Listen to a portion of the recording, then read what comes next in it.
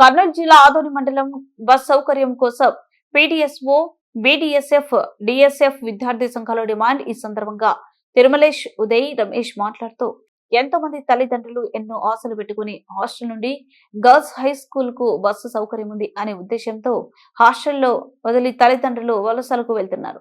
కానీ ఆదోని పట్టణంలో girls high school నుండి బీసీ హాస్టల్ కు వెళ్లడానికి విద్యార్థులకు బస్సు సౌకర్యం కల్పిస్తామని చెప్పిన విద్యార్థులు, అధికారులు విద్యార్థులతో పాసులు కట్టించుకుని సరైన సదుపాయాలు లేకపోవడం అనేది చాలా దారుణమని, విద్యార్థులకు సౌకర్యం లేకపోవడం వలన ట్రాఫిక్ ఇబ్బందులు మరియు మత్తు తాగిన మనుషుల మధ్యన దాటుకుంటూ కిలోమీటర్ దాకా నడవాలంటే చాలా ఇబ్బందికరంగా ఉంది అంటూ పిల్లలు తెలుపుతున్నారని, తక్షణమే బస్ సౌకర్యం కల్పించాలని పీడీఎస్ఓ, బీడీఎస్ఎఫ్, డీఎస్ఎఫ్ విద్యార్థి సంఘాల నాయకులు అధికారులను కోరుతున్నారు.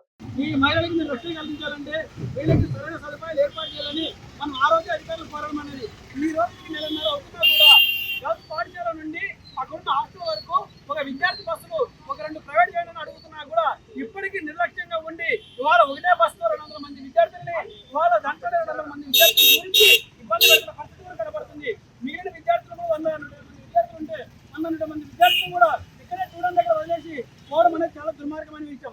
ఈ యొక్క విద్యార్థులకి బస్సు సౌకర్యం లేక ఇదే ట్రాఫిక్ లో ఇదే నడుస్తున్న పోతున్న పరిస్థితి కూడా కనబడుతుంది. మేమేమంటున్నాం ఆర్టీసీ మేనేజర్ గారిని, అయా ఇప్పటికైనా విద్యార్థులకి గతంలో 2-3 రోజుల కింద కూడా అత్యాచారాలు చాలా రకరకాల డిఫరెంట్ పద్ధతిలో ఇబ్బందులు గురవుతున్నారు.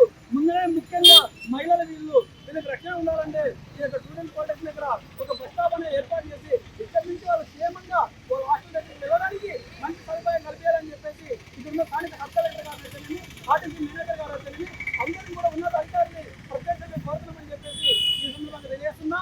ముఖ్యంగా తక్షణమే యొక్క విద్యార్థులకి బస్సులు ఏర్పాటు చేయకపోతే రోడ్లకు ఉద్యమాలు చేయడానికి కూడా వెనకాడమని చెప్పేసి ఈ సందర్భంగా మరోసారి కూడా అధికారులకు హెచ్చరిస్తున్నాం. ముఖ్యంగా పాసులు కట్టుకొని బస్సులు రాకపోవడం అనేది ఎంత దుర్మార్గం అనేది కూడా అధికారులు కూడా ఆలోచించాలి.